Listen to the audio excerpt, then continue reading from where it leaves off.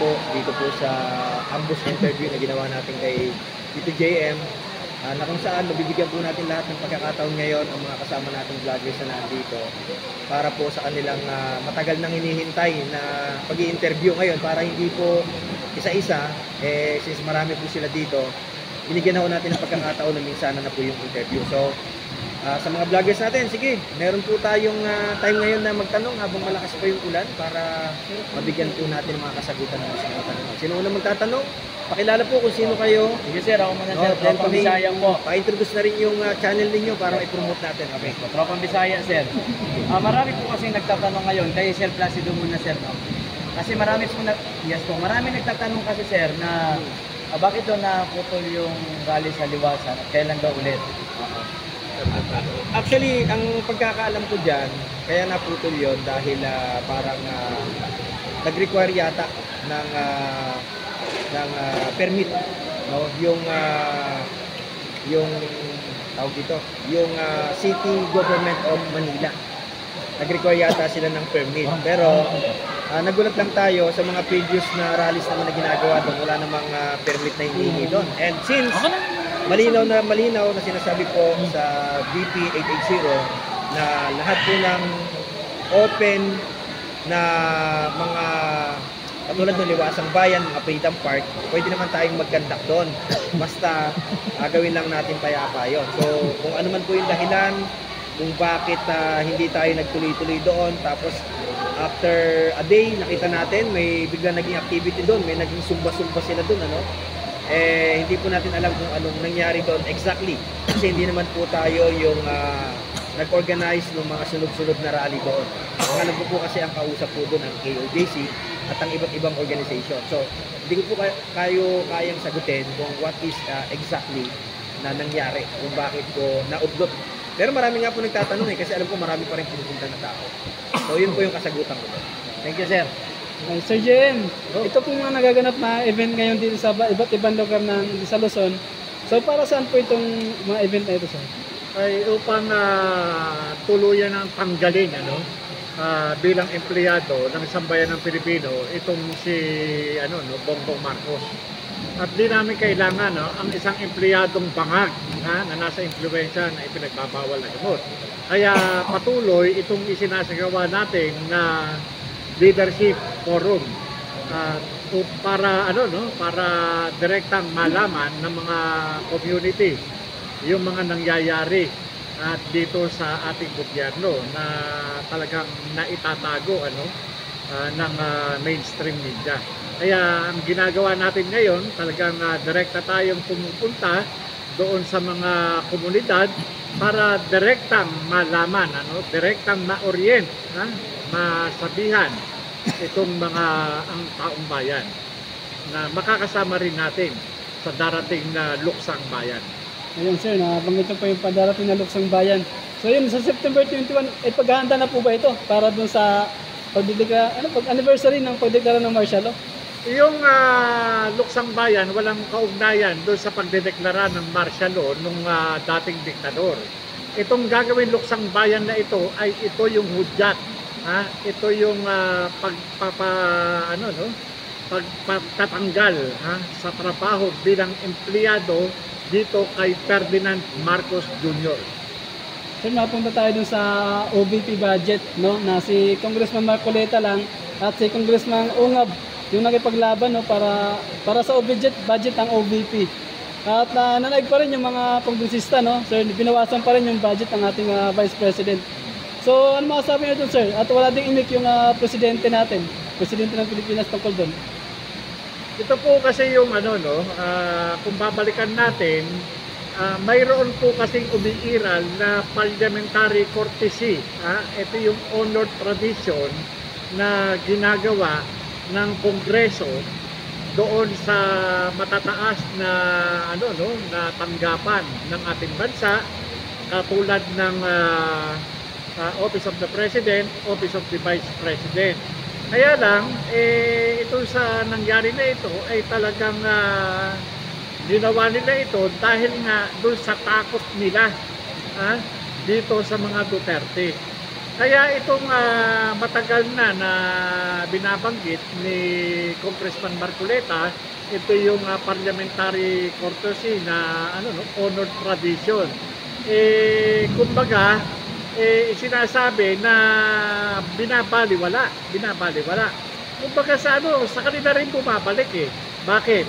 Sapagkat may tinatawag na honored tradition din na itong budget ng Kongreso ay hindi isa lang sa budget briefing. Kumbaga, pagka sila walang pwede na mag-question, walang pwedeng magtanong, napaka-unfair, di ba? Kaya kung ganyan, yung mga honored tradition na isinasagawa, dapat talaga tanggalin na yan dahil nga iba yung tinititigan sa tinitignan. So dagdag ko din sa sinabi ni Agent Morales, Tito Jonathan, na sabi nila ang Kongreso daw kapag merong nangyaring mga pagtutol, kailangan dumaan tayo sa tinatawag na botohan. Majority ruling ang tawag nila. Actually, this is part of also a parliamentary tradition at yan ang naman ang nakalagay talaga sa ating rules na kailangan talaga in order to break the house merong boto ng mayorya. Pero kung titignan ninyo, bakit ang mismong chairman ng Appropriations Committee ay wala doon? Bakit si Kimbo ang ginawang sacrificial lamb? Kasi ang nakikita ko dyan personally, hindi kayang titigan o hindi kayang i-take itong si Saldico ng mata sa mata ang ating Vice Presidente dahil alam nila kung paano nila ginamit itong si Vice Inday noong mga panahon na nagpasa ng naunang budget 2023 na ito ay kanilang dinagdagan. Sinabi ni VP Inday yan, talagang dinagdagan. Ikalawa, kayong mga young guns kayo, mga putang ina nyo, mga bagitong mga senador, mga kongresista, pa-majority pa kayo, ang lakas ng loob ninyo na daanin sa butuhan, kasi kayo, majority buhaya kayo. Yan ang totoo dyan. Kaya tama si Congressman Marcoleta, at so nakita ko sa lahat ng mga nandun ng araw na yon, tanging si Congressman Marcoleta lamang, ang tumayo upang tindigan ang ating bayan dahil ang may pinakamataas na mandato at ang may ikalawa sa pinakamataas na posisyon sa ating bansa. Tinindigan niya laban sa mga buwitri na buhaya pang mga putang inang mga kongresista na to. So yung sinasabi ninyo na majority, okay, that is the rule. But again, kitang-kita ng taong bayan kung paano kayo magkaisa. Ilan lang kayong mga kongresista, wala pa kayong 500. Ilan ang Pilipino sa buong mundo na ngayon ay unti-unti nang namumulat na gusto na kayong patalsikin sa mga pwesto ninyo. Kaya sa darating na September 21, sama-sama tayo, maisog luksang bayan tayo. So kayong mga young guns kayo, magiging ganyangs kayo sa September 21. Sir JM, sir, anong masasabi mo sa interview ni VP Inday na ang mahawak naman ng budget ng Pilipinas ay 2 tao lang, si Congressman Martin Romualdez at si Congressman Saldico. Ano masasabi niyo dito? Yun na ang nakakalungkot doon, dahil doon pa lang ay talagang nagpapatunay na talagang matagal na pala tayong niloloko nitong administrasyon ni Bongbong Marcos. Talagang bangag na bangag ang galawan sapagkat bakit ko sinabing bangag na bangag ang galawan? Hindi na sumusunod sila sa sa batas Wala na doon sa itinatadhana ng batas yung kanilang mga ginagawa. Kumbaga, ano pa yung mga ginagawang budget deliberations kung ang nasusunod lamang pala ay 2 tao? Yun ang masakit. Sir, ito para sa dalawa natin ito may Lopez kasi may yung nag-serve ng warrant po ngayon. Hindi lang po yung yung taga-kamara. Ginamit na nila kayo ng CIDG. So, once sa report, 2 address po letter ni Harry Lopez. Pero hindi nila. So, ano po yung makomento natin? Bilang alagad ng batas, pagka kasi order of arrest, ang kinikilala naman ng law enforcement units, lalo na ako, dati ako na alagad ng batas, pagka ganyan, nagkaroon ng pag-aatas para ipatupad, wala ka namang magagawa kundi ipatupad. Ako ang take ko dyan, ganito lang naman kasimple. Alam naman natin na si Spokes Harry Roque, talagang maisog yan. Isa sa mga maisog resource speaker natin yan. At alam natin talagang ito, markadong-markado si Atty. Harry Roque na supporter ng ating dating Pangulong Rodrigo Roa Duterte. Now, aside doon sa ginagawa ngayon, no, na pagbibigay ng warrant of arrest sa CIDG at sa PNP, okay fine. Ginagawa nila yung trabaho nila. Pero ang tanong natin palagi dito, meron na po bang naisampang kaso kay Atty. Harry Roque? Ito kasing pagkukontempt na to ng Kongreso, ganun din ng Senado, kitang-kita natin mga kapritsyo lang to eh. Mga kapritsyo lang na kung saan, kung titignan natin, itong si Atty. Harry Roque, isa na lang po siya ngayon, simple at payak na mamamayan. Bakit mo i-require ng SALN? No, meron na siyang tinatawag na pribadong buhay ngayon. At siya, sumasama po siya dito sa hakbang na maisog. Bilang isang Pilipino na dating nasa gobyerno, nakitang-kita niya yung nangyayaring pagkakamali. Kitang-kita niya yung nangyayaring pang-aabuso. Kitang-kita niya yung kabagagan ng presidente. At kitang-kita niya ngayon yung mga anomalya na nangyayari sa ating gobyerno. So, personal na buhay niya na to eh. Dapat hindi na siya dinadrag dyan sa mga Congress inquiries na yan. No? Kaya ito, malinaw na malinaw, inaabuso ng mga nasa Kongreso ang kapangyarihan nila para manggipit, no, ng mga tao na alam naman nila na dikit sa mga Duterte, pinagtatanggol ang Duterte, pinagtatanggol ang mga Pilipino. Kaya malinaw ang layunin ng Congress inquiry na to na political harassment. Ayun, kung talagang may kaso yung tao, ba't kailangan mo i-televise? Bakit kailangan gamitin mo ang kapulisan na pinapasahod din ng taong bayan na yan para sa kapritsyo ninyo? Kapritsyo ang tawag ko dyan. So hindi nyo dapat na iparesto yan. Dapat sa korte nyo ipailan at si Atty. Harry Roque, abogado rin naman yan, meron tayong judiciary system na dapat tumahawak dyan. Kaya yung sinasabi ninyo na kaya ginagawa nyo yung investigasyon na yan, in aid of legislation, why not investigate the appropriation chairman and the Speaker of the House, yung sinasabi mismo directly ng ating Vice Presidente na Inday Sara na kayong dalawa ang sumasalsal, no, sa kaban ng bayan. Kayo ang dapat na imbestigahan. Kaya kayong mga congressman kayo, mga buwaya, instead na si Atty. Harry Roque ang pag-initan ninyo, yung kapwa yung mga nasa Kongreso ngayon, ang imbestigahan ninyo. Takot kayo. Bakit? Magnanakaw din kasi kayo. So yan po ang sagot natin. It is a pure political harassment na ginagawa kay Atty. Harry Roque gamit, no, ang institusyon ng kapulisan at iba't iba pang denominations para po gipitin ang ating dating spokesperson Harry Roque. So personal po yan. Ako ibadagdag ko. Yung issuance ng order of arrest ng Congress, ito ay naniniwala ako na matagal nang naplano. At ito ay kumbaga ginagamit lang upang maharas, upang gantihan, upang ipahiya, ipakita sa sambayan ng Pilipino na kahit na sino ay kaya nilang kayanin. Ito lang yung ano niya. At ang malukot dito, siyempre kapag ka nag-i-issue sila ng ganyan, ay yung mga alagad ng batas ay walang magagawa kundi tumalima sapagkat yan ay galing doon sa Kongreso.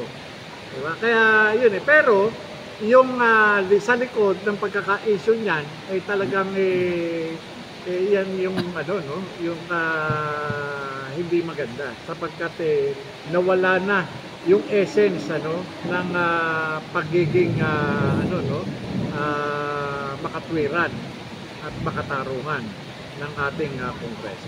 Idagdag ko lang Tito JM, no, although dalawa tayong ini-interview, pwede ba akong ako'y magtanong sa'yo? Opo, pwede. Okay, no, kasi isa din akong accidental vlogger, no, accidental. Kasi nga, hindi naman ako vlogger. So magtatanong kay Tito JM ngayon. Kasi ang nagputo sa kapulisan na arestuhin, no, si Atty. Harry Roque ang Kongreso. Now my question is, I believe that the Congress, meron silang Sergeant at Arms. Meron silang Sergeant at Arms na sila yung inuutusan, no, sila yung kamay ng Kongreso para mag-implement ng mga utos. Pero is it legal, no, na yung pag-aresto na yan kay Atty. Harry Roque ay ibigay sa mga kapulisan. Kasi ang pagkakaalam ko dyan, guys, Tito, pag ang kapulisan nabigyan ng warrant of arrest, dapat yan galing yan sa judiciary. No? Legal ba na ang Kongreso magbigay ng utos sa kapulisan na iparesto si Atty. Harry Roque, samantalang meron naman silang Sergeant of Arms ng Kongreso? Ito ba ay hindi kalabisan or abuse of power na kapulis pa ang utusan para sa pag-aresto, lalo ng mga taga-CIDG, NBI o kung sino pa man? Legal po ba na mag-utos ang Kongreso sa kapulisan? Opo, maaari po nilang hilingin yung tulong o assistance ng mga law enforcement units patungkol doon sa siyempre pagka ganyan ini-issue ng mga ng Kongreso. Ang Kongreso kasi na itatag sa pamamagitan ng konstitusyon. Kaya isa yung pag-i-issue ng order of arrest ng Kongreso doon sa mga doon sa mga resource person na pinaniniwalaan nila na lumalabag doon sa kanilang mga rules. Ngayon, kung yan talaga trabaho ng kanilang sergeant at arms, pero maaari po nilang hingin ang assistance ng ibang law enforcement agencies para makatuwang nila o makatulong doon sa pagsiserve niyang arrest order para maidala yung taong binabaan ng utos upang sumagot doon sa mga katanungan na itinatanong ng mga nag-iimbestiga sa Kongreso. Okay. So, ang ganda po ng sagot ni Tito JM, pero para po kasi sa akin, bagamat tama po 'yun, masasabi pa rin nating abuse of authority ito abuse of power. Bakit ho kanyo? Pansinin po ninyo sa loob ng almost a month na naitatag ang Quad Committee. No, ang po pwede mo lang kasing isagot diyan sa mga Congress inquiry na 'yan, yes or no lang. Kailangan ang sasagot mo diyan base doon sa paniniwala nila na ikaw ay may kinalaman doon sa gusto nilang ibintang na krimen at ituro ang mga Duterte. Tama po, kasi yung pong ginagawa sa Kongreso sa ngayon ay nagpapakita lang kung gaano nila inaabuso yung kanilang mga authority, yung kanilang mga tungkulin. Ito ay hindi na normal sa mga nangyayari dahil mistula na silang nagiging piskal, nagiging judge, nagiging kung ano pa man ang kategorya, sapagkat nakikita natin kung paano nila pinipilit, kung paano nila tinatakot. Nawala na po yung mga provision na ginagarantiyan ng Article 3 ng 1987 Constitution sa bawat mamamayang Pilipino. Lahat po ng mga iyan ay nakapaloob sa ating Bill of Rights. Yung ginagawa ng Kongreso sa mga resource persons, tinatakot, pinipilit, ay yung mga ganito pong mga estilo, kung sumagot man o anuman ang isagot ng mga resource person, kailanman ay hindi maaring gamitin sa korte. Yes, sapagkat itong mga sagot o naging ebidensya laban doon sa mga resource person ay naipahayag nila dahil under duress sila. At ang tawag natin dyan, Tito JM, fruit of the poisonous tree. It cannot be used sa korte. At siguro po, tama lamang nabasahin ko ang naging statement ni dating spokesperson Harry Roque. Okay lang po ba sa inyo? Para marinig naman ninyo kasi hindi na siya makapagsalita Babasahin ko na lang po ang statement at dito tayo makakuha ng sagot. Statement of Attorney Harry Roque about September 11 House Quadcom meeting. The House of Representatives Quad Committee's current inquiry is a political inquisition against the Duterte family and me as their outspoken ally. Its target is obvious. Former President Rodrigo Duterte on the issue of EJK, Davao City 1st District Representative Paulo Duterte, and Attorney Mans Carpio, husband of Vice President Inday Sara Duterte, on the issue of drugs, and me on the issue of Pogo. On the issue of Pogo, Cassandra Leong clearly stated that I am not a lawyer of Lucky South 99. This should be the end of the story. Dapat tapos na. Diba? Kasi sabi nga ni Cassandra Leong, hindi po siya abogado. Dapat tapos na doon. Yet, Quadcom hasn't stopped their political harassment and power trips. So sabi na Atty. Harry Roque, power tripping lang ito. I am being submitted personal documents that are not related to Pogo. These documents include my statement of assets and liabilities from 2016 to 2022, my and my wife's income tax returns from 2014 to 2022, our respective medical certificates, the extrajudicial statement of the estate, including tax returns of my late aunt and the deed of sale with tax returns and transfer property of the 1.8 hectare property in multinational village Paranaque that my family sold. Quadcom also asked me for the transfer of shareholdings to Attorney Percival Ortega with trust agreement and related documents submitted to the Securities and Exchange Commission or SEC, the ITR of Viancam Incorporated, and the statement of Viancom's beneficial owner filed with SEC.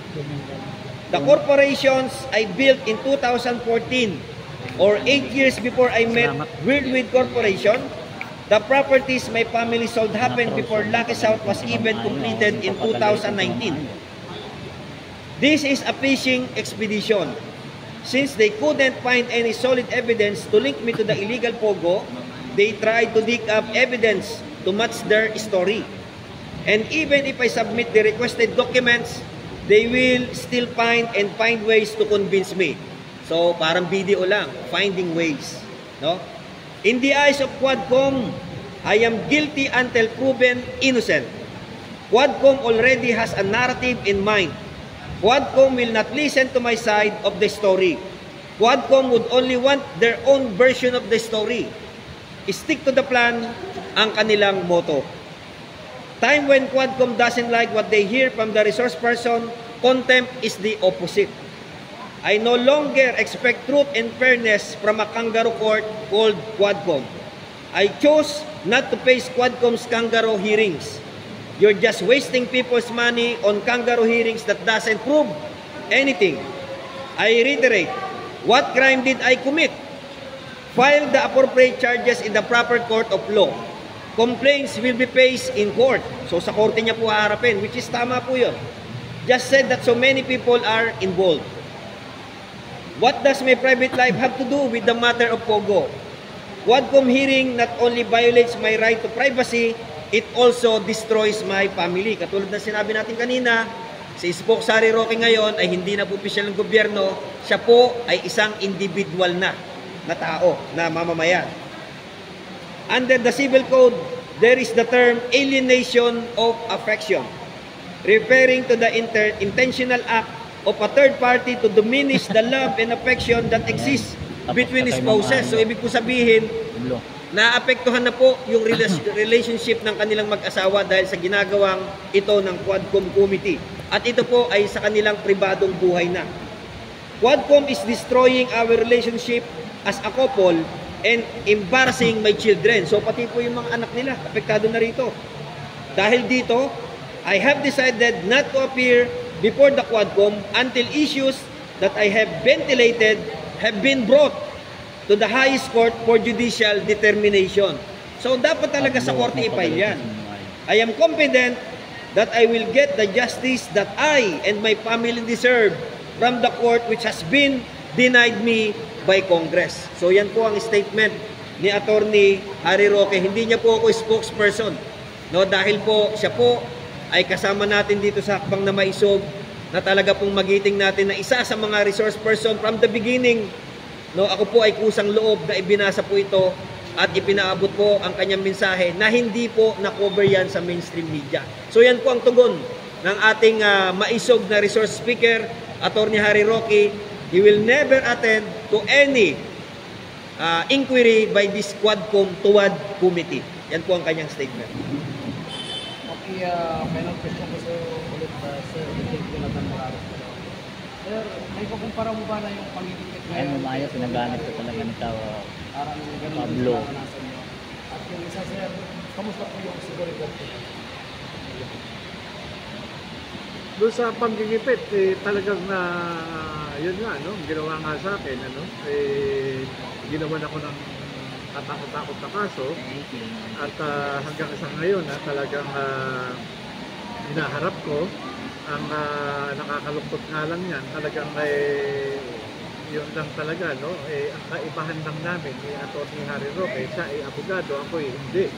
Kaya kinakailangan ko pa na magbayad ng abogado na magtatanggol sa akin. At kung patungkol naman sa seguridad, ako ay pinagkatiwala ko na lang ang aking buhay sa Panginoon Diyos at ganun din sa taong bayan. At itong ginagawa natin na pagkilos, itong mga pakikipag-usap sa mga community leaders, ito ay para sa bayan. Dahil kung aantayin ko na lang yung kamatayan ko sa loob ng bahay, mas makabubuti na lumabas ako at maghayag ng katotohanan sa lahat ng tao na aking makakasalumuha sa pamagitan nitong mga leadership forum. Salamat, sir. Kayo, magtanong kayo. Okay, last 2 question. Sir, opinion